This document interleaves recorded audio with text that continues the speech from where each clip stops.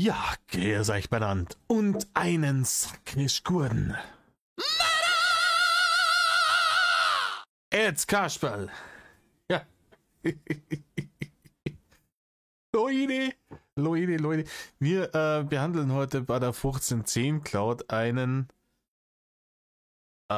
Discord Leak, wenn mich nicht alles täuscht. Ich habe gehört von verschiedenen Leuten, dass Rainer da Finanztipps gibt. Unter anderem, wie man am besten in Immobilien investiert. Er hier. Also der große Immobilienhai.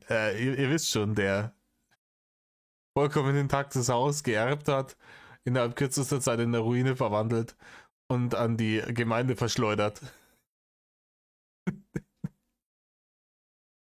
Der Mann, der gibt euch jetzt Tipps, wie man am besten. Aber hier, der schaut scheiße aus. Besser. Das passt auch zum Thema, weil das ist ja ganz kurz, nachdem er aus der Schanze rausgemeldet ist damals, aufgenommen worden. Ja, da waren die Barnen noch reichlich vorhanden. Da hat man sie zum Frühstück erst schon mal 2 Döner in Grindkopf eingeschoben. Der Ranger war noch am Stissel, die Welt war schön. Und ja, schauen wir mal, was er so von sich zu geben hat, der Finanzlord. Damit, da ich sagen, hockt euch her, Sommermeere, reißt euch ja halbe auf. Wir gingen ja einer in Ding. Rainer, Ja. hast du eigentlich Aktien? Die Frage fängt schon mal gar nicht an. Rainer, hast du Aktien? Ja, wovon denn? Vom Beck oder was? Das kann ich mir vorstellen, dass er Beck-Aktien hat. Dass ihn deswegen nicht rausschmeißt. Dem gehört einfach die Hälfte von dem Laden. Das ist der einzige Grund, der meiner Meinung nach vernünftig irgendwie erklärt, warum die denen schon längst irgendwie einen Stiefel in den Arsch und raus aus der Tür. Beim Arsch und beim Knack packt und auf Wiedersehen. Anders kann ich es mir echt nicht erklären. Rainer ist Mehrheitseigner vom Beck. Jetzt wissen wir es. Ich aus, als hätte ich Aktien. Aber die Anfrage beantwortet sich von selbst. Da war es das der Dulli-Bild, aber super gut dazu. Ne? Ja, nein, Rainer, du siehst nicht so aus, als hättest du Aktien. Rainer, an deiner Stelle, da dir aber Aktien in irgendwelche Pharmakonzerne vielleicht kaufen, die, keine Ahnung, Insulin herstellen, das kann für die noch von Vorteil werden, aber ne? Sehe ich so aus, als hätte, nein, Rainer, du siehst nicht so aus, als hättest du Aktien. Wer Die weiß. Drachenlord AG. Meinst du nicht, dass wenn ich Aktien hätte, ich die davon Gebrauch machen würde? Nö, wenn du sie langfristig anlegst. Dann lebe ich lieber auf der Straße. Ist klar. Ja, oder halt, wenn du ein richtig fettes Portfolio hättest, könntest du ja auch was dir von den Dividenden erlauben. Nee, ich verstehe schon, du hast keine. Aber falls du irgendwann mal wieder finanziell besser aufgestellt bist, ist es auf jeden Fall eine Überlegung wert. Wenn ich in irgendwas investiere, ist es nicht in irgendwas Virtuelles, sondern in irgendwas Reelles. Ja, eben deswegen Aktien, Ist ja. keine Ja. Krypto. Nein, Doch. Aktien Oder- sind... Nein! Da habe ich einen für euch. Leute, sorry, ich habe jetzt geschaut, ich finde es einfach nicht. Wir schauen weiter. virtuell. Aktien sind Anteilsscheine von Aktien, Firmen. richtig, bingo, genau, Aktienscheine. Das ist irgendwas Virtuelles. Das hat Nein. nichts mit... Es ist irgendwas Virtuelles. Er hat überhaupt gar keine Ahnung. Rainer, seit wann ist denn ein Schein was Virtuelles? Ist ein Geldschein auch was Virtuelles, du Dulli? Ja, du kannst Aktien besitzen, ohne wirklich einen Schein zu haben, aber du kannst da zur Bank gehen, dann kriegst du halt Aktienscheine. mit Realität zu tun. Das Ich ist rede ein von... Stück Papier. Also, erst einmal, würdet ihr mich mal bitte aufhören zu unterbrechen, wenn ihr was von Aber gleich wieder nicht unterbrechen hier. Ja, da ist der Führerlord wieder am Start. mir wissen wollt? Was ist das für ein Verhalten? Verhalten. Alter, dein Maul, Rainer, was ist denn das für ein Verhalten? Du laberst Scheiße, die Leute sagen, der Rainer Aktie ist tatsächlich was Reelles und nichts Virtuelles. Und da, gleich wieder, hier. Gleich wieder den Dolch in den Rücken. Das ist was Virtuelles und ich erkläre euch auch, was ich damit meine. Das ist was Virtuelles. Fakt. Das ist Ja, und die Haut ist kein Organ und der Himmel ist grün und was war's nicht alles. Rainer, kommen wir mal in der Realität an. Das kann man sich doch nicht mehr anhören mit dir. Also, es wird dir kontinuierlich der Bezug zur Realität verloren. In meiner Sicht und erkläre ich warum, aber dann ist auch wieder gut. Fakt. Denn was Reelles ist zum Beispiel, wenn ich Häuser habe, wenn ich Immobilien habe. Das ist was Reelles. Ja, richtig, aber das hast du nicht mehr, weil du hast nämlich dein Haus, deine Immobilie verkauft, du Trottel. Aber zum Beispiel, wenn jetzt, es gibt ein Haus und es gibt 4 Erben und dann ist es eine Erbengemeinschaft und jedem gehört praktisch 25% von diesem Haus. Das kriegen die schriftlich. Das funktioniert bei Aktiengesellschaften genauso. Du kaufst eine Aktie und das ist dann so und so viel Prozent von diesem Unternehmen, das dir gehört. Klar kann eine Aktie im Wert sinken oder fallen und irgendwann nichts mehr wert sein, wenn das Unternehmen nichts mehr wert ist, aber es ist ein Teil von einem reellen Unternehmen. Irgendein Papierschein, der vielleicht nach einem Krieg oder sowas ein Müllwert ist. Rainer, auch Geldscheine sind Papierscheine, die nach dem Krieg irgendwie Müll wert sind. Sorry, nee. In sowas investiere ich nicht. Das ist nichts Reelles. Okay. Reell ist, wenn man sich zum Beispiel Häuser kauft. Rainer, auch ein Haus kann nach einem Krieg nichts mehr wert sein. Frag mal die Leute, die Häuser gehabt haben in der Ukraine, wo jetzt keine Häuser mehr stehen. Für denen gibt, für das Haus gibt einer auch keiner mehr müde Mark. Ein Haufen Schutt und Steine. Alles kann seinen Wert verlieren, aber eine Aktie ist tatsächlich was Handfestes. Eine Aktie ist keine Kryptowährung. Weil die Aktie ist tatsächlich ein Anteil von der Aktiengesellschaft und eine Kryptowährung, mit der du das jetzt verwechselst, Rainer, ist halt eine x-beliebige Währung im Internet. Und wenn von heute auf morgen die Leute sagen, wir akzeptieren keine Bitcoins mehr, um damit zu bezahlen, ist der Bitcoin von heute auf morgen nichts mehr wert. Das ist das, was du meinst, aber das verstehst du wieder nicht. Oder in irgendwelche Firmen investiert, die, aber nicht in Form von Aktien, sondern wenn man wirklich Anteile an dieser Firma hat. Rainer, was glaubst du eigentlich, was eine Aktie ist? Er labert schon wieder irgendeine Scheiße, von der er keine Ahnung hat. Ja, hier. In Firmen investieren. Aber nicht in Form von Aktien, sondern in Form von Anteilen. Ja, herzlichen Glückwunsch, Rainer. Eine Aktie ist ein Anteil an der Firma. Das ist genau das. Und da kriegst du einen Zettel dafür, da steht drauf, Herr Reindler-Winkler, Sie haben hiermit 1% von der Firma, warum ne GmbH, was weiß ich, AG Klump gekauft. Sie besitzen jetzt 1% von der Firma, warum ne? Er checkt das nicht.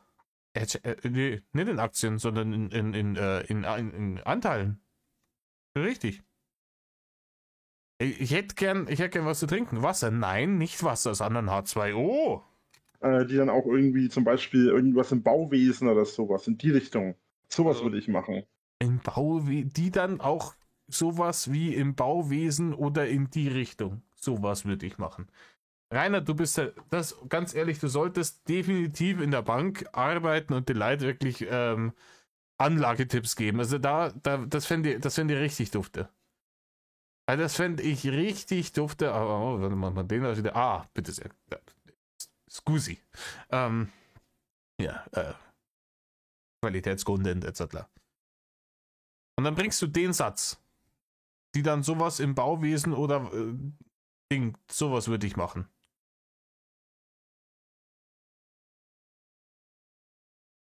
Also so reiner Aktien sind Firmenanteile und zum Beispiel, wenn du eine Immobilie hast, dann hast du ja zum Beispiel auch einen Bescheid irgendwo, wo drauf steht, das ist deine Immobilie und genau das ist eine Aktie, da steht halt drauf, dir gehört zum Beispiel dieses und jenes Unternehmen zu so und so viel Prozent. Du bist einfach Teilhaber des Unternehmens. Und genau, eben, das ist aber alles nur auf dem Papier. Und wenn ja, Rainer, wie soll es denn sonst sein? Wie soll es denn sonst sein, wenn nicht auf dem Papier? Merkst du, wenn du eine Firma kaufst, auf jeden einzelnen Backstein, aus dem das Gebäude gemacht ist, deinen Namen draufschreiben. Dieser Backstein ist Besitz von Rainer Winkler.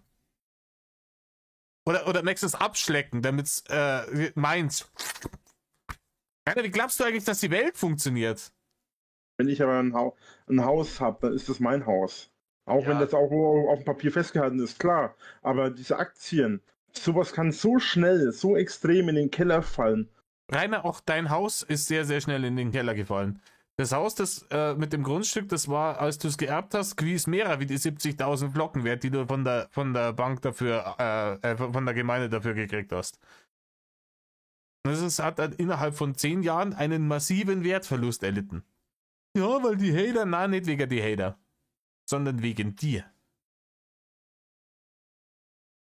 Und ja, du hast im Grundbuch, ist drinnen gestanden, ihr Grundstück mit Haus, so und so, Altschauerberg 8, 91448 Emskirchen, Inhaber Rainer Winkler.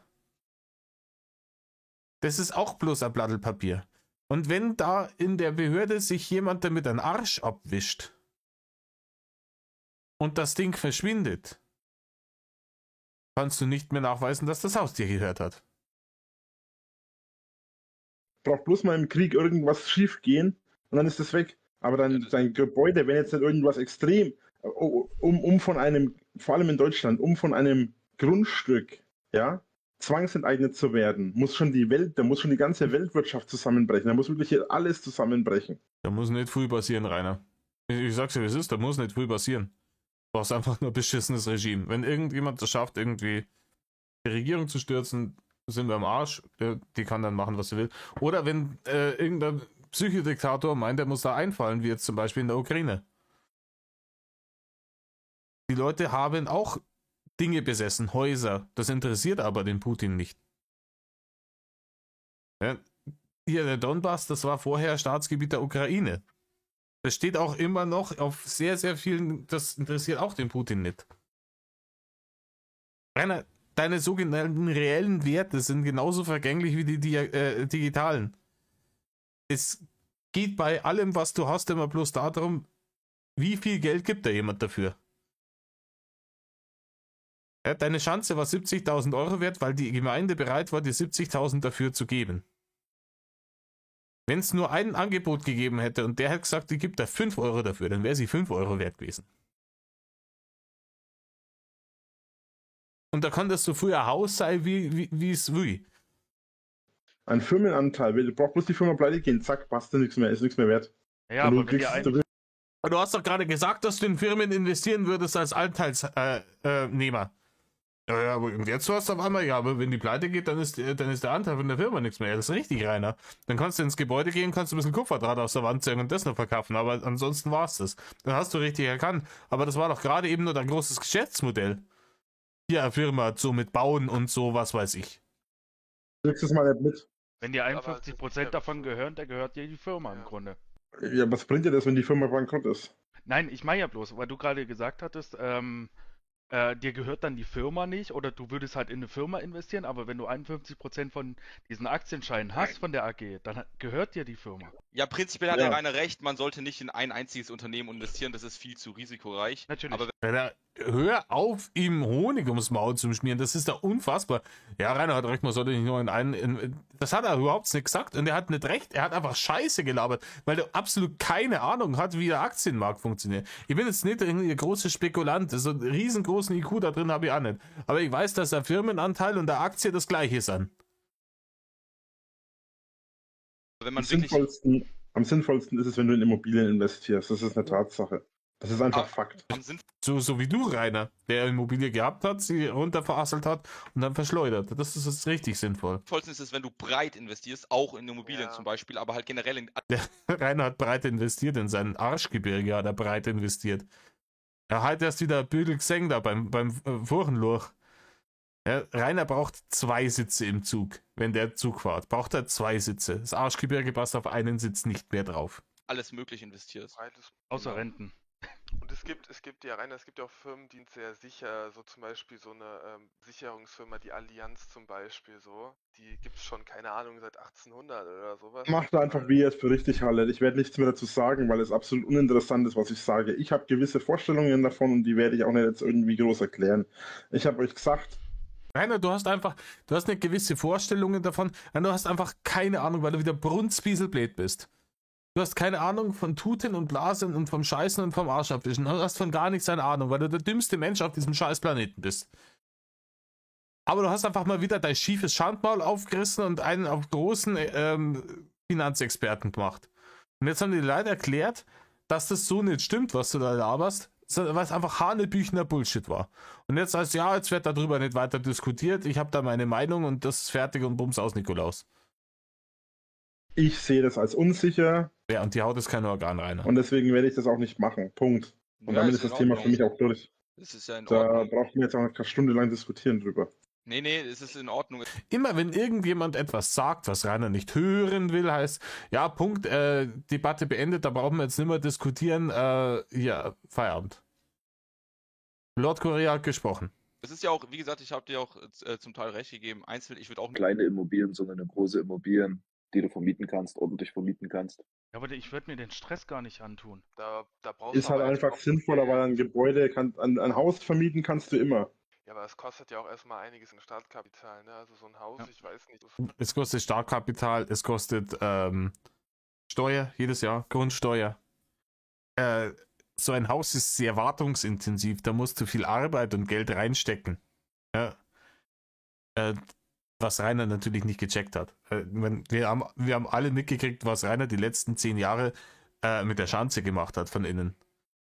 Wo er da diese Holzpaneele da an der Treppe weggerissen hat und danach hat er sich gewundert, warum er, wenn er unten heizt, zwar oben warme Luft hat im Haus, aber da ist er nicht mehr draufgekommen, weil er sich zu fett gefressen hat. Das dann aufwangeln war nicht mehr angesagt. Deswegen hat er sein Dattelzimmer unten eingerichtet und dann hat er unten geheizt und dann hat er sich gewundert, scheiße, die Tür und diese Holzpaneele da am Treppenhaus, die haben schon einen Sinn gehabt, und zwar, dass die warme Luft von unten nicht nach oben zirkt. Ja, Sachsen die, scheiße. Und dann wieder ein Zimmer nach dem anderen versucht er zu renovieren und ein Zimmer nach dem anderen nicht mehr bewohnbar war und dann hat er einfach Müll reingeschmissen und die Tür zugemacht und abgesperrt und den Schlüssel weggeworfen. Problem gelöst. Ja, Rainer, wenn ich so mit der Immobilie umgehe, dann, ja. Das mag schon sein, aber ihr wollt ja investieren. Wenn du was investieren, du kannst kein Geld, du kriegst kein Geld aus nichts. Du musst, pass auf, Grundregel beim Investieren ist, du gibst Geld aus, um Geld zu bekommen. Ja, das hast du irgendwo mal aufgeschnappt. Ja, ist richtig, das ist das Prinzip investieren. Das ist die Definition des Wortes investieren. Du nimmst Geld, das du hast, und versuchst daraus mehr Geld zu machen. Also du nimmst dieses Geld, setzt es ein und wenn das, wofür du es einsetzt, an Profit erwirtschaftet, dann schöpfst du diesen Profit ab. Das ist richtig. Das ist die Definition des Wortes investieren, Rainer. Herzlichen Glückwunsch. Das ist der Fakt. Anders kriegst du kein Geld. Das funktioniert anders nicht. Ja, doch, Rainer. Man kann zum Beispiel fürchterlich fauler, fetter, kreisliger, fränkischer Fettbeutel sei, der im Internet auf der Kleinkinder-Schwachmaten-Plattform um Bachene bettelt. Das ist hier verzweifelte Situation. Ich brauche nur 250 € fürs Wochenende. Ich brauche hier, ich muss wieder draußen schlafen. Bla, bla, bla, bla, bla, bla. Da ist überhaupt nichts investiert, da ist nicht aber Arbeit investiert. Vor allem, du hast das ja in der letzten Zeit diese Streams bloß nur gemacht, wenn es unbedingt Zeit hat müssen oder wenn du gerade Zeit gehabt hast. Wir wissen ja vor ein paar Monaten, wo es angefangen hat, wo die ganzen Streams immer bloß aus der Bahn gekommen sind. Wenn du von A nach B gewongelt bist und dann gedacht hast, okay, jetzt habe ich eine halbe Stunde nichts Besseres zum Tor, dann habe ich mal einen Stream und bettel um eine Barne. Das ist nicht investieren, das ist betteln. Du musst Geld investieren, um Geld zu bekommen. Und wenn du kein Geld investieren willst, dann brauchst du auch gar nicht anfangen mit dem Quatsch. Also das ist Blödsinn, weil deine Aktien musstest du dir ja auch kaufen. Die sind vielleicht billiger, aber die sind auch bei weitem nicht so viel wert, wie später mal dein Haus wert ist. Außer du hast das Glück, dass dann plötzlich mal Bitte was? Rainer, hast du überhaupt Ahnung, was man mit Aktien an Kohlen machen kann? Hast du mitgekriegt, was vor einem Jahr bei GameStop passiert ist?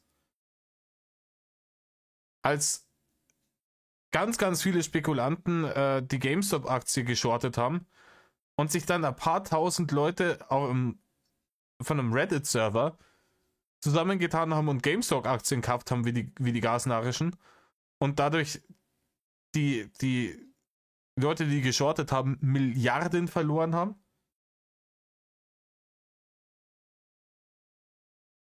Und das an Leute innerhalb kürzester Zeit richtig, richtig reich geworden. Also so, dass sie mehrere Häuser kaufen können.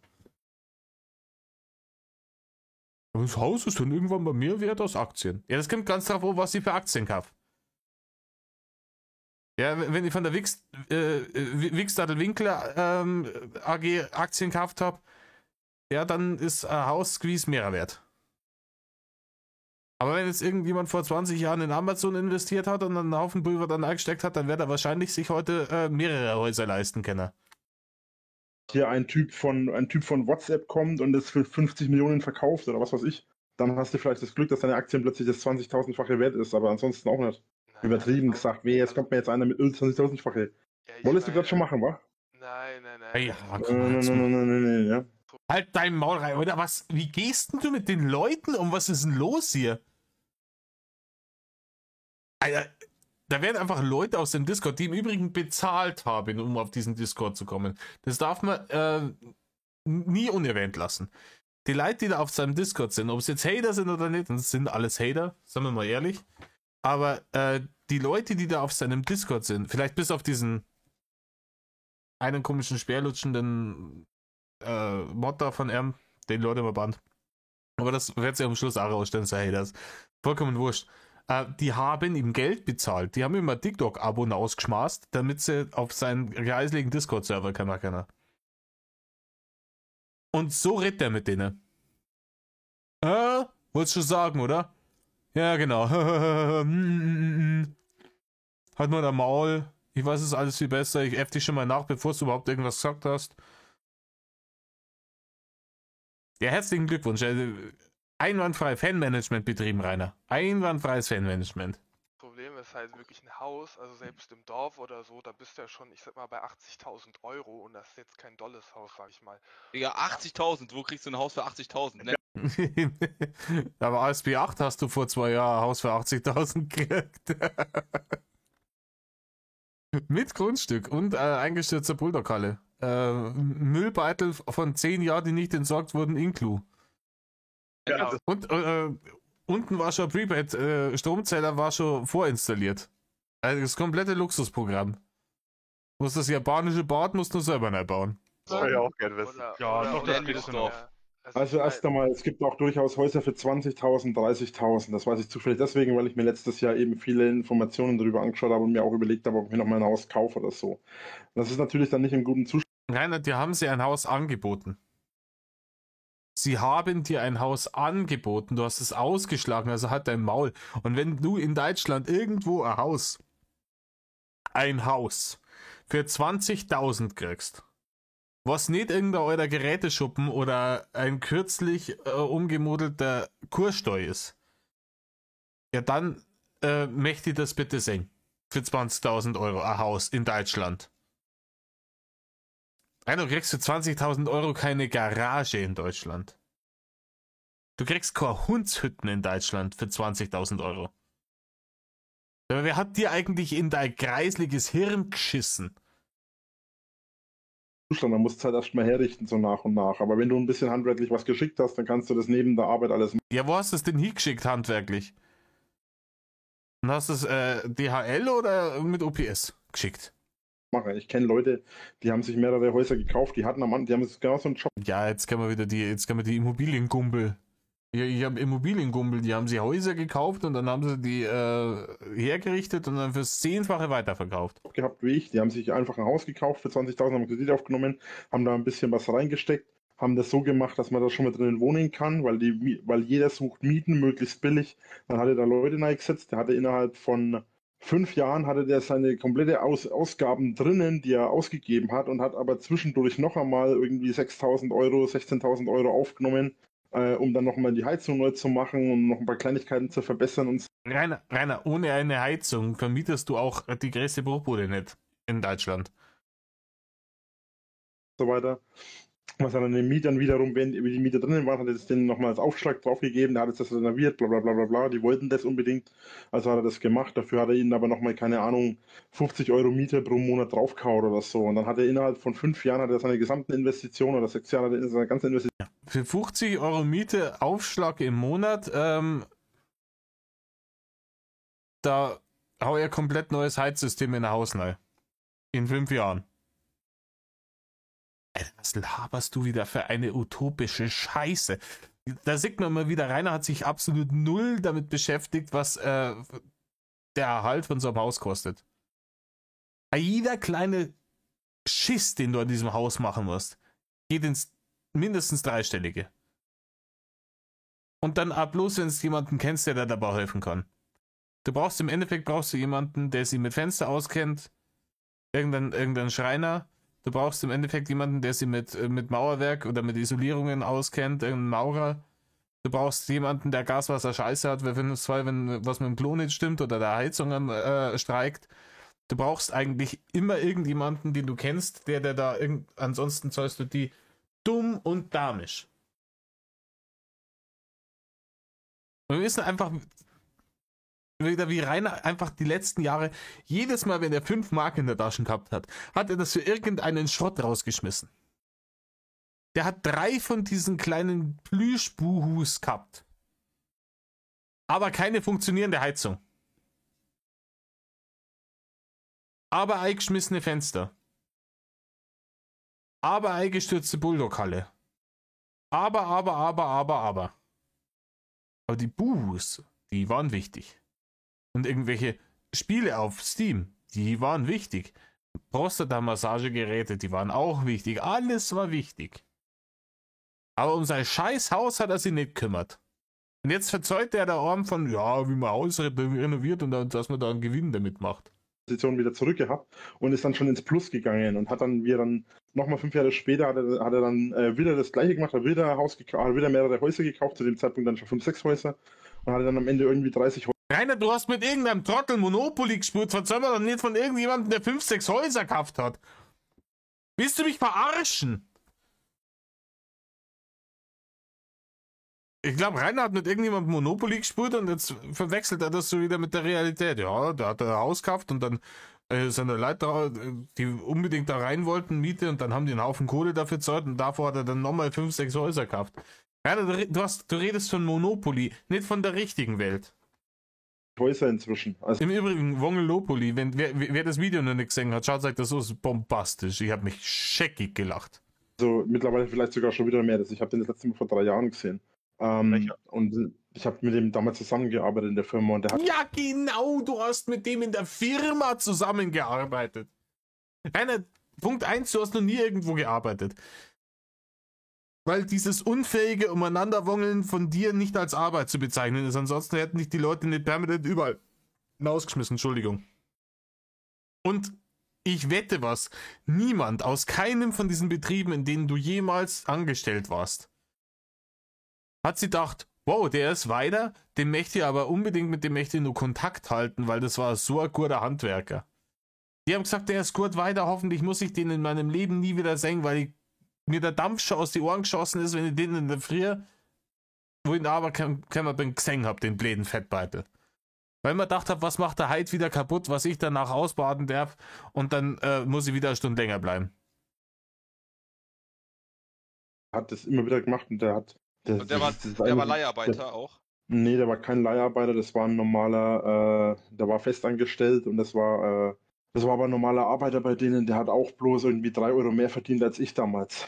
Und der hat es halt gemacht und der ist halt hergegangen, ist halt vor der Arbeit, wenn er Nachtschicht hatte, oder nach der Arbeit, wenn er Frühschicht hatte, ist er halt da hingefahren und hat sich dann da hingesetzt und hat dann da halt nochmal 5, 6 Stunden jeden Tag reingeballert. Und dann hat er innerhalb von 3, 4 Monaten hat er dann die ersten 2, 3 Wohnungen fertig gehabt. Jetzt sind es Wohnungen und 3-4 Monate. Vorher waren es Häuser und 4-5 Jahre. Rainer, was war's denn jetzt bitte? Was war's denn jetzt bitte?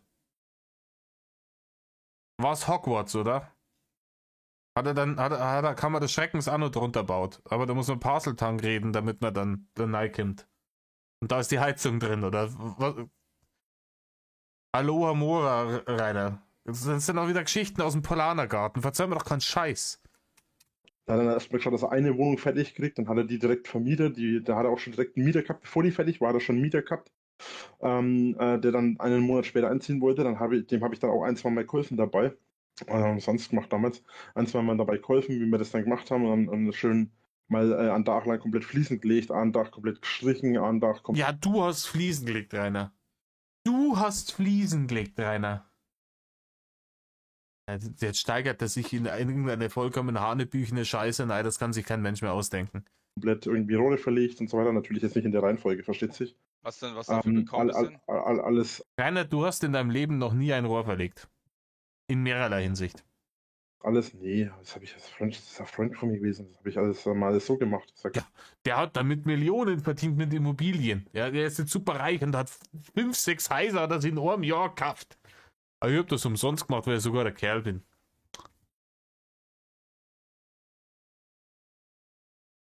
Rainer. Und wenn du die März Renovierungsskills gehabt hast, warum hat dann deine Schanze von innen ausgeschaut wie ein ausgebombtes Haus in Berlin 1945? Kannst du das einmal sagen? Wenn du hier der große, aber Fliesen verlegt und gestrichen und da Putz und Estrich und kein Ding gewesen. Dafür hat der mir auch geholfen, wenn irgendwas war. Und dann haben wir halt immer so, hat er jeden Tag gemacht, hat durchgeprügelt ohne Ende. Und das hat er mal, ich weiß nicht, 3,5 Monate, 4 Monate hat er das gemacht. Es war auch nicht weit weg von seinem eigenen Wohnhaus, das heißt, er hat dann relativ nah dran gewohnt.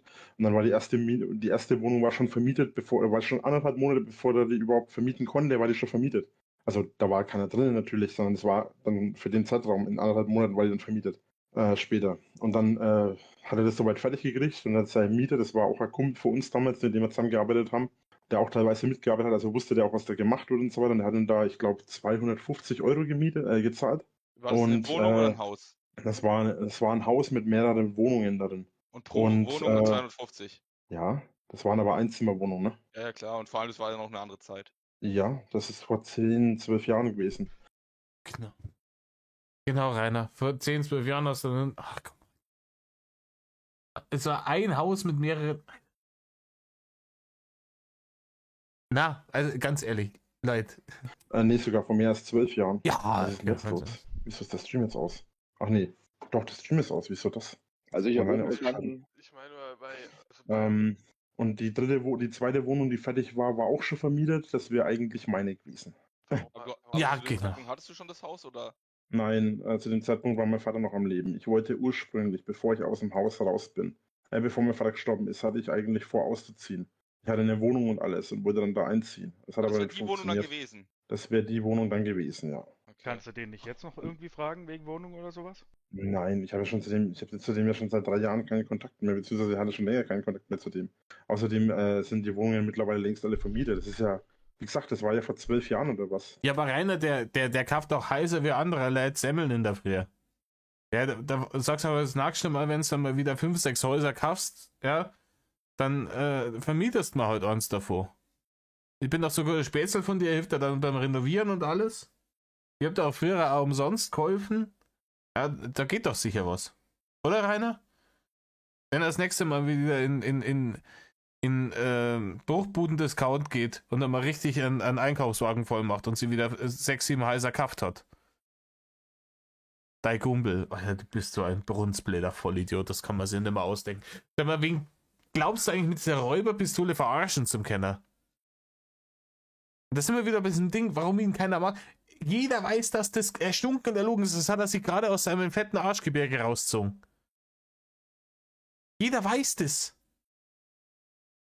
Er kann aber nicht, dieser Mann kann das Maul nicht aufmachen, ohne irgendein Lügengebilde zu erfinden. Weil er sich denkt, wow, jetzt bin ich da hier, den erzähle jetzt irgendeine Geschichte und das glauben sie mir dann und dann veröffentlichen sie das und labern dann so, ey, was ich für ein toller Hecht. Kein Mensch glaubt dir diese Scheiße. Der hat inzwischen auch viel, denn seine Wohnungen sind mittlerweile auch viel teurer. Also da zahlst du mittlerweile auch, was wird der für eine Wohnung? Ich glaube, so 650, 800 Euro wird er mittlerweile, glaube ich, für die Wohnung. Naja, aber Richtig teuer, Rainer, richtig teuer. 600 Euro für eine Wohnung. Für eine Zwei-Zimmer-Wohnung, wohlgemerkt. Oder für eine Einzimmer-Wohnung, Vorhin waren so Einzimmerwohnungen. Hat's Rainer heute nach dein Maul. glaube ich, sind 700 Euro, glaube ich. aber besten, Also es sind erst waren es 200 Euro, jetzt sind es aber schon 600 Euro. Oder vielleicht aber 8 oder 900 Euro. Für was vorher Einzimmerwohnung war, jetzt waren es eine Zweizimmerwohnung, vielleicht ist doch eine Einzimmerwohnung, aber vielleicht sind es dann bloß 700 Euro. Ja. besseren Zeitpunkt, um jetzt halt einen Gefallen oder sowas einzufordern, hast du ja nicht. Auch wenn der Hä? Kontakt weg Wieso? ist. Wieso Gefallen einfordern? Wie kommst Ja, du du drauf, hast- dass ich wie kommst du drauf, dass ich von dem einen Gefallen einfordern kann? Weil Naja, ihm du mal hast ihm ja geholfen geholfen. Ihr habt mir nicht zugehört, kann das sein? Doch, Rainer, du hast gesagt, du hast ihm für umsonst geholfen, seine ganzen Häuser zu renovieren. Du hast Fliesen verlegt und gestrichen und verputzt und alles, was er gerade und Rohre verlegt. Und das vollkommen umsonst, was du ein guter Späßel von ihm bist. Dann kannst du auch einen Gefallen einfordern, oder? Wenn das so ein guter Kumpel von dir ist. Du hast ihm geholfen, dass sein großes Immobilienbusiness aufzubauen. Dass er weniger hat investieren müssen, um schneller in die schwarzen Zahlen zu kommen mit seinen 5, 6, 7 Häuser, die er sich alle 5 Monate gekauft hat. Ja, dann wäre das doch angesagt, dass du sagst, hey, du bist jetzt ein reicher Mo, du bist ein gemachter Mo, die kehren inzwischen wahrscheinlich, wenn der sie die letzten 12 Jahre alle 5 Monate 5 Häuser gekauft hat, ja, dann kehrt er mir jetzt eigentlich ganz in die Kirchen. Ja, einwandfrei. Der sagte, das wäre so schnell niemals gegangen, wenn ich dir damals nicht geholfen hätte. Dann vermietst man zum Freundschaftspreis doch bitte eine Wohnung. Sein? Ich sagte, ich habe ihm geholfen und dafür hat er mir halt auch mal geholfen. Ja, und jetzt kann er dir auch wieder helfen. Da gibt es keinen Gefallen, den ich einfordern kann. Ja, ich finde schon, also wenn da die Wohnung. Ich habe ihm damals geholfen und checkst es jetzt nicht. Ich habe ihm damals geholfen und er hat mir dafür auch bei Sachen geholfen. Bei was denn, Rainer? Sag mal, bei was hat er denn da geholfen? Also bei irgendwas Handwerklichem an der Schanze wird es ja wohl kaum gewesen sein, weil dann hätte er am Schluss nicht ausgeschaut wie Alcatraz. Das hat sich längst ausgeglichen. Das Konto ist längst wieder clean. Da gibt es keine offenen Rechnungen in dem Sinne. Also ich Außerdem habe haben wir schon ewig keinen Kontakt mehr. Da hat sich ein riesengroßes Mehrfamilienhaus aus einer Zwangsversteigerung zu Spottpreisen rausgekauft, hat erstmal richtig Kohle in die Hand genommen, hat da, wie viele Wohnungen waren es? Ich glaube 45 oder 50 Wohnungen drin. Hat die renoviert, hat die auf Vordermann gebracht und ich denke jetzt mal so nach 8, 9 Jahren oder so fährt er dann aber fett ins Plus. Ja, ist halt auch gut, wenn man da so wirklich handwerklich dahingehend begabt ist und sowas kann. Das können ja heutzutage noch die wenigsten, nicht mit eingeschlossen. Ja, auf dem Land Ja, hast du so. Auf dem Land kann das fast jeder. Also Ja, Alter, hab ich die Scheiße nicht schon mal irgendwann gehört hatte die Scheiße nicht schon vor ein paar Jahren verzeiht? Ja, auf dem Land kann ja jeder alles. Ja, Rainer, ich wohne auch auf dem Land, ich kann nicht alles. Streichen kriege ich hin. Aber, keine Ahnung, wenn Heizung einen Arsch hoch macht, dann muss ja jemanden fragen, der Gaswasser Scheiße gelernt hat. auf dem Land macht das fast jeder selber. Ach, da hat Ja, aber die ich meine, dass Firma auch dann aber- richtig professionell ist. Ja, also ich meine, Ich finde das ja abartig, wie sie ihm da jetzt wieder in den Arsch kriechen. Ja, Rainer, wow, das ist ja eine gute Geschichte. Ja, ich kenne da auch jemanden, das ist sau schlau. Rainer, du hast super recht einfach. Was soll die Scheiße? Was soll, da tankt er bloß wieder Mana und holt sie Bestätigung. Ah, ja, die finden mich alle gut, oder die glauben mir die ganze Geschichte. Boah, ja, krass. auch so professionelle Handwerker, so, die werden ja auch mal jeder sozusagen auf der Du Hutbahn. kannst das ja hergehen und kannst ja einen Kredit dafür aufnehmen. So. Und wenn du den Kredit aufnimmst, dann musst du halt schauen, dass du es auch vermietest. Du darfst natürlich nicht hergehen, das darfst du nicht machen. Du darfst nicht hergehen und das kaufen und dann liegen lassen. Du musst es kaufen und dann musst du es fertig machen und vermieten. Sonst funktioniert das nicht. Wenn du dann Nein, Rainer. Nein, also, du musst mir jetzt verzeihen, dass wenn ich jetzt ein Haus kaufe, und die riecht es nicht her und die vermietet es auch nicht, dann kann ich damit kein Geld machen, oder wie? Wow, atemberaubend, Rainer.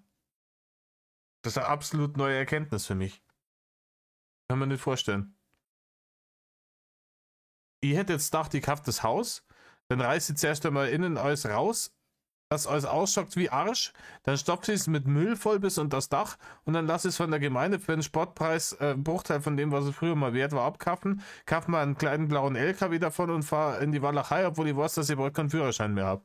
Ich dachte, das ist das große Finanzmodell, das zum Erfolg führt, Rainer. Aber man kann ja immer nur irgendwelche Vollidioten auf der Dulli-Plattform um ihr Geld prellen. Das geht euer noch. Liegen lässt und dann da nichts passiert, dann ist es klar, dass du da nichts. Aber du kaufst dir ein Haus ja in erster Linie in erster Linie kaufst du es dir als Geldanlage und in zweiter Linie kaufst du es dir, dass das Geld für dich arbeitet und nicht andersrum. Nicht du fürs Geld arbeitest. Ja, das So. stimmt. Ich meine, das macht nicht viel Sinn. Rainer, es ist auch vollkommen legitim, wenn man arbeitet für sein Geld. Es gibt viel zu viele Leute, die Geld für sich arbeiten lassen. Das ist ein großes Problem, was wir haben in unserem Land. Weil das Geld, das da erarbeitet wird, muss auch irgendjemand erarbeiten. Es kann nicht jeder Investor sein. Es muss auch irgendwann einmal jemand was in die Hand nehmen und tatsächlich einen Wert schaffen. Das Problem ist, das Wertschaffen mit der Händearbeit ist halt bei uns im Land inzwischen immer weniger wert. Also wenn Tieren will, dann nimmt man eigentlich in der Regel auf. Also man will ja. Ja, Wenn aber du schlau bist und es drauf hast, machst du genau das. Ja, Rainer, wenn es schlau bist, dann nimmst du 100.000 Euro auf, gehst ins Casino, legst es auf schwarz. 50-50 Chance, easy. Nicht ganz 50-50, es gibt die Doppel-Null, aber, ne? Ja. Weil dann machst du es genau wie mein Kumpel. Mein Kumpel ist hergegangen, wie ich Bei Gumbel. dir gerade erklärt habe. Der ist hergegangen, hat das Ganze gemacht. Ja? Hergang Hat und das, die hat das Scheiße Ganze gebaut. innerhalb von 5 Jahren hat er seine ganze Kohle, die er reingesteckt hat, wieder rausgehabt und ist schon im Plus gewesen Rainer, vorhin waren es so 5 Monate. zu dem Zeitpunkt. Oder ins Plus gekommen in dem Zeitpunkt. Und hat dann angefangen, mit dem ganzen Zeug erst einmal weiter erst einmal ein paar Jahre das liegen zu lassen, hat dann genug Kohle damit nebenbei gemacht. Theoretisch gesehen muss der gar nicht mehr arbeiten gehen inzwischen. Der verdient mittlerweile so viel Kohle, aber der geht trotzdem ganz normal arbeiten. Ja, genau, Rainer, genau, weil die Leute haben dann an nichts Besseres zum Tor.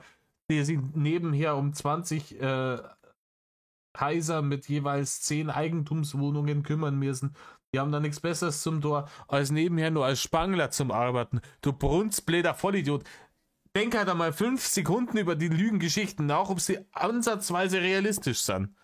Rainer, wenn du als Immobilienhai Hunderttausende von Euro machen darfst du dann immer nur in irgendeiner Putzen beim Plaste Jakob zum Malochen gehen. Ich glaube nicht, oder?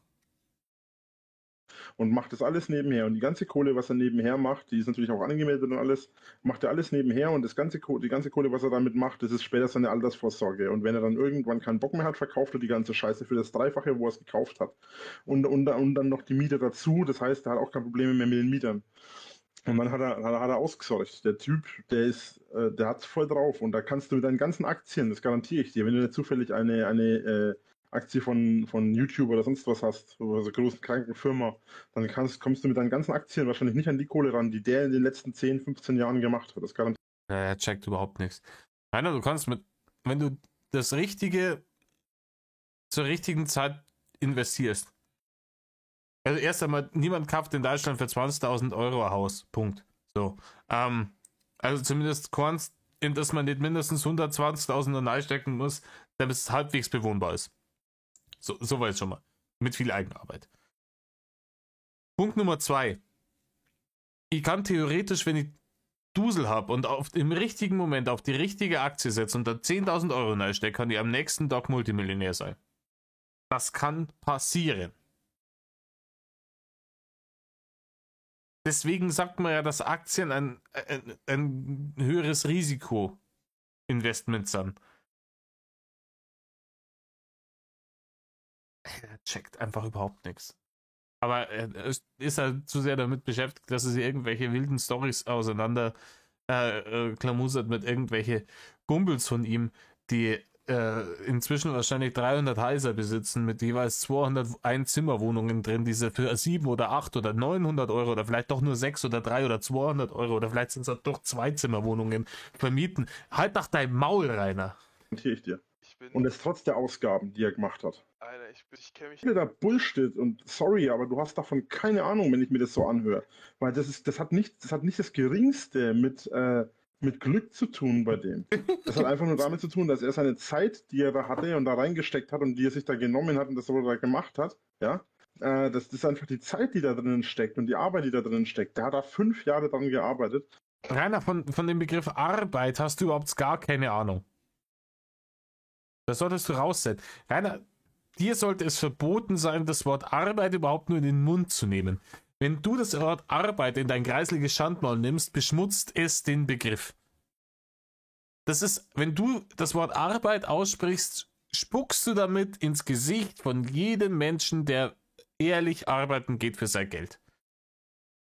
Also halt dein dummes, fettes Schandmaul. Er hat innerhalb von 5 Jahren seine Kohle zurückbekommen, hat dann neu investiert, hat es neu von vorne angefangen, hat alles gepasst, hat alles gemacht und dann hat er die ganze Kohle, die er ausgegeben Also wieder die Worte, es hat alles gepasst, hat alles gemacht, schauen wir mal, wie wir das anstellen. hat, irgendwann wieder drin gehabt. Hat das dann genutzt und hat davon, der ist ja nebenbei immer noch arbeiten gegangen und hat nebenbei immer noch mehr weiter von dem ganzen Scheiß verdient. Und dann irgendwann hat er die ganze Sache gehabt. Irgendwann hat er Burnout gehabt und dann hat sie eine Kugel in den Kopf geschossen. Das ist etwas, wofür er gearbeitet hat. Das ist die Gumbels von ihm. Der hat 48 Stunden am Tag hat der gearbeitet. Das ist auch immer das, was ich sage. Alles, was ich gemacht habe, auch die Sache mit YouTube und so weiter. Ich habe für alles, was ich gemacht habe, gearbeitet. Meine Arbeit. Ein Scheiß, Leute, rein heute dein Maul. Halt dein blödes Maul. Du hast in deinem ganzen Scheißleben noch nichts gearbeitet. Du weißt überhaupt nicht, was Arbeit ist. Rainer, du würdest Arbeit nicht erkennen, wenn sie dich in den Arsch ficken würde. Halt dein Maul. Red du nicht irgendwas von irgendeiner Arbeit. Arbeit sieht vielleicht anders aus als die für euch zum Beispiel, oder auch die von ihm. Aber trotzdem habe ich auch dafür gearbeitet. Und er hat das Ganze ganz komplett verdient, weil er einfach dafür gearbeitet hat. Ja, Rainer, du hast ja auch gerne immer selbst rumgetüftelt an deinem Haus. Ich erinnere mich ja da, auch damals hast du, glaube ich, sogar ein Video gemacht, wo du ja da dieses Fenster in diese Tür auf dem Balkon gebaut hast. Na logisch. Ich habe auch viel selber gemacht. Das ist einfach, das ist auch ein Typ, der ist einfach vom Land. Der ist vom Land, der hat sein Zeug, alles, was er gemacht hat, hat er selber gemacht. Ich glaube dir das. Ich spreche. Es gibt nichts Sinnvolleres, als in Immobilien zu investieren. Es gibt nichts Sicheres. Sichereres. Die Leute brauchen immer ein Haus zum Wohnen oder Unterkunft oder sonst was. Weißt du, was die 2008 war? Weißt du, woran die lag? USA? Lehman Brothers. Ja, und weißt du, woran die haben, die Lehman Brothers? Immobilien. Immer mit den USA kommen. Ja, in den USA. Rainer, im Übrigen, diese Finanzkrise damals, die ist auch bei uns eingeschlagen. Und ja, es ist so ein großartiges Beispiel. Ich bin selber gerade drauf gekommen, ja, aber klar. Die haben damals alle in Immobilien investiert und das hat sich so weit hochgeschaukelt, dass du Immobilien zum Spottpreis hast kaufen können. Und da haben sie praktisch Leute einfach Immobilien gekauft, um die zu vermieten, um mehr Immobilien zu kaufen. Und dann haben irgendwelche Leute Kredite gekriegt für Bullshit, die das im Leben niemals haben nachzahlen können. Und das hat irgendwann, das nennt man dann eine Blase, die platzt. Und irgendwann sind halt die Kredite nicht mehr bedient worden. Die haben diese schlechten Kredite in Pakete reingepackt mit guten Krediten, haben das versucht dann an die Leute zu verscherbeln. Irgendwann ist das geplatzt und dann sind reihenweise die Leute pleite gegangen und überall waren leerstehende Gebäude. Immobilien sind das sicherste zum Investieren. Schon klar, Rainer. Kümmere dich erstmal um Deutschland. Das ist auch Oder besser noch, Erstmal um Deutschland kümmern. Schaut euch beim 2-Meter-Zwerg die Führerlord-Videos an, Leute, das ist so geil. Da kann man mich erstmal. Oft muss ich noch sagen, dass man erlebe Deutschland, dass ich deswegen keine Frau brauche. Kümmere dich erstmal um dein Bundesland, bevor du dich um Deutschland kümmerst oder bevor du dich um die USA kümmerst oder um Europa. Fakt ist, in Deutschland, dann machen wir es eben, dann formulieren wir es jetzt eben um. In Deutschland gibt es nichts Sicheres als Immobilien. weil du in Deutschland immer Wohnungen verkauft kriegst und immer irgendwelche Mieter findest. Das wird einfach immer so sein, das bleibt auch immer so. Zumindest solange wir in Deutschland jetzt halt irgendwie alles verkacken. Und Fakt ist, dass jetzt eine Lüge mit deinem kommt. ganzen Immobilienscheiß so gut kommen, wie du willst. Wenn die Firma pleite geht, dann ist die Firma pleite. Wenn du ein Gebäude aber hast, da kann das Gebäude nicht pleite gehen, außer du bist pleite. Nein, aber das Gebäude kann zum Beispiel, keine Ahnung, abbrennen. Ne?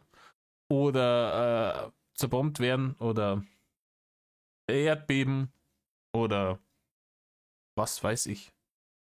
Oder die Bausubstanz ist einfach so, dass es praktisch ein finanzieller Totalschaden ist, jetzt um so einen Begriff wie beim Auto zu sagen, dass es sich praktisch die Renovierung teurer wäre, als den Puff abzureißen und ein neues Gebäude hinzubauen. Das kann alles passieren. Wenn du pleite bist, hast du andere Sorgen als deine Firma oder als deine Wohnung. Und das Geile an einem Wenn du pleite bist, hast du andere Sorgen als deine Wohnung. Nein. Ganz ehrlich, wenn ich pleite wäre, mein Dach über dem Kopf zu verlieren, wirklich die allererste Sorge, die ich hätte. Im Gegensatz zur kreisligen Fettbeitel wie du, der gesagt hat, der Hauptsache mein YouTube-Account bleibt bestehen, ja, dann verkaufen wir lieber das Haus.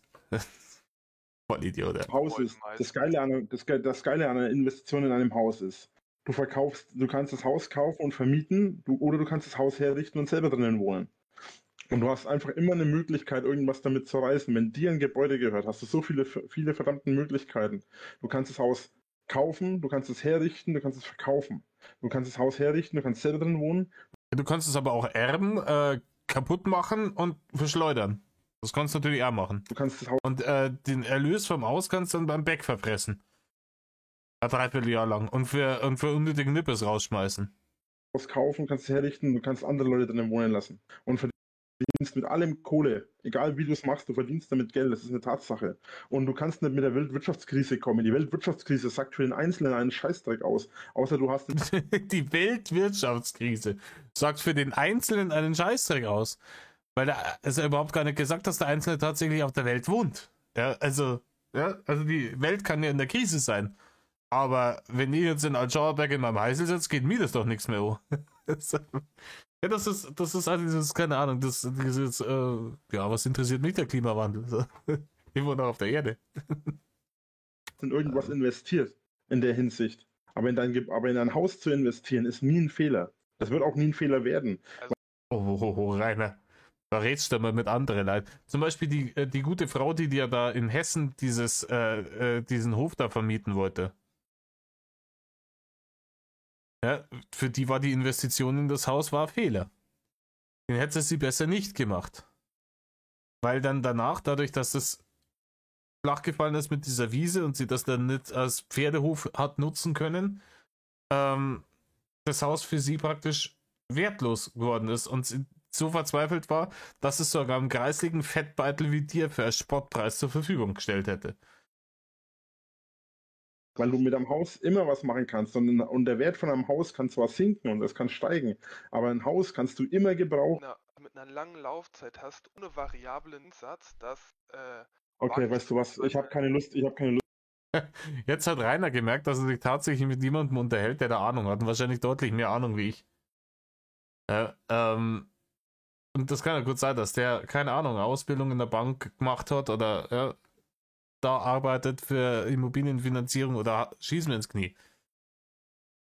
Ja, jetzt will ihm jetzt tatsächlich was erzählen und er fängt an mit den entsprechenden Fachbegriffen und Rainer merkt, scheiße, wenn ich den jetzt ausreden lasse, dann steht wieder allerletzte Horst da und deswegen wird er gleich interveniert. Stopp, nein, Diskussion beendet. Lust dabei darüber zu diskutieren. Ich sag dir jetzt eine letzte Sache dazu. Du musst für ein Haus vielleicht einen Kredit aufnehmen, wenn du die Kohle nicht selber hast, ja? Aber du verdienst auch das 30-fache von dem, was du mit deiner Aktie, wo du für einen Fünfer gekauft hast, verdienst. Vorausgesetzt, du hast, und das habe ich dir vorhin schon mal gesagt, aber du hörst mir anscheinend nicht richtig zu. Wenn du laberst nur Scheiße. jetzt nicht zufällig bei einer Aktie investierst, wo du ganz billig kaufst und dann schießt die Aktie so in den Himmel, wie zum Beispiel bei Netflix oder YouTube oder sonst was oder TikTok oder was auch immer, du da hast zum Beispiel, das ist nur ein Beispiel. Du hast die Aktie gekauft, TikTok hatte vielleicht 2 Follower. Dann hast du plötzlich 50 Millionen Follower und deine Aktie ist das 10.000-fache wert als das, was du hast. Und das ist nur ein Beispiel. Ja, nicht wieder an den Zahlen festmachen. Du hast dann auf jeden Fall eine Aktie, die ist 3-mal, 4-mal, 5-mal, 10.000-mal so viel wert, wie auch immer. Und dann hast du aber immer noch die Situation, dass du dann vielleicht zu viel hast. Aber das musst du auch erstmal hinbekommen. Im Normalfall, wenn du eine Aktie kaufst, sagen wir mal für 300 Euro, wie hoch kann die maximal in einem Jahr realistisch betrachtet steigen? Open End, Rainer. Rainer, jetzt gehen wir mal wieder zu deinen virtuellen Dingen. Hast du dir mal angeschaut, wie Bitcoin innerhalb kürzester Zeit gestiegen ist? Wie da Leute für ein Apfel und ein Ei eingestiegen sind und 2 Jahre später Millionäre waren? Kein Haus auf diesem Planeten hat diesen Wertzuwachs. Kein Haus auf diesem Planeten. Es sei denn, Elvis ist da drin beim Ficken gestorben.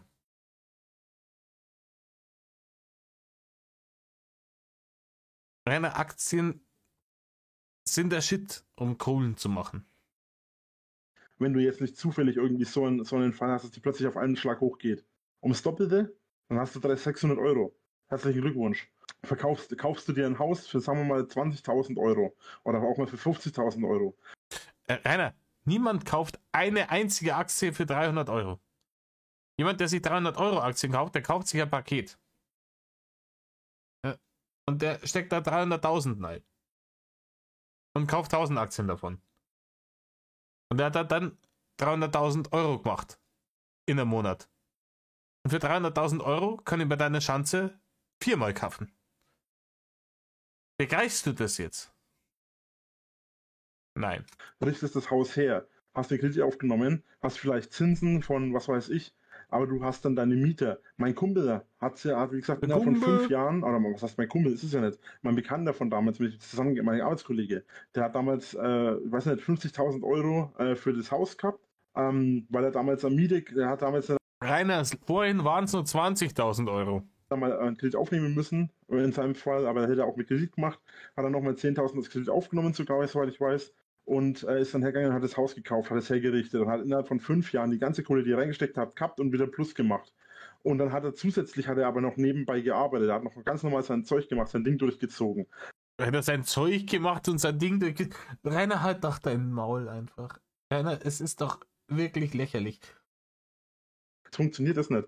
Wenn du 200 Euro in eine Aktie investierst, okay, dann hast du vielleicht irgendwann mal 600 Euro oder mal 800 Euro oder mal 1.000er hinterher. Aber wenn du in ein Haus investierst, hast du nicht 5.000 Euro hinterher, sondern 50.000 Euro hinterher, je nachdem. Und wenn du es noch teuer verkaufen kannst, dann hast du erst recht einen Haufen Kohle davon. Mit einem Haus wirst du nicht so in die Miesen kommen. Ja, deine Aktien in den USA interessieren mich einen Scheißdreck. In den USA sind sie... Rainer, ganz ehrlich, du warst Hausbesitzer bis vor 2 Jahren. Wie viel hast denn du noch?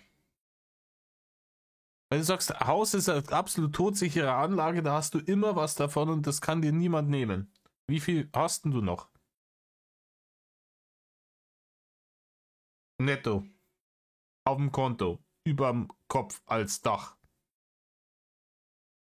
Ich höre? Sowieso alle hirnlos, weil sie nur Scheiße bauen. Ja, wenn die da mit Waffen rumrennen, was weiß ich alles, was ich da für ein Bullshit verzapfe. Sorry, aber das ist in meinen Augen einfach hirnlos, so eine Situation zu vergleichen. Außerdem reden wir hier nicht von... Rainer, mit Waffen rumlaufen mit dem Aktienmarkt zu vergleichen, das ist hirnlos, Rainer. Das ist hirnlos. Von einem großen Investor, der hier 100 Millionen Häuser hat oder 100 Millionen Sachen investiert hat. Wir reden von einem normalen Menschen, von dem offensichtlich inzwischen halb Emskirchen gehört. einem Du, von einem Ich, von meinem Kumpel oder von meinem Bekannten oder sonst was, der das gemacht hat. Wir reden von einer normalen, privaten Person, die investiert in etwas. Ja, wir reden von Lülülülülülülülü. Und nicht von irgendeinem reichen Promi. Oder habe ich mich da vertan? Weil wenn ja, dann tut es mir leid. Ja, das ist das. Ja, vertan, sprach der Hahn und stieg von der Ente. Rainer, du hast halt einfach mal wieder gelogen. Du hast jetzt irgendwann hanebüchene Geschichten aus dem Palanergarten verzeugt und geglaubt, irgendeiner da drin glaubt auch nur eine Sekunde lang an diesen Scheißdreck. Das, was ich gemeint habe. Wenn du eine Wohnung hast, dann kannst du notfalls auch selbst drin pennen. Ja, Leute.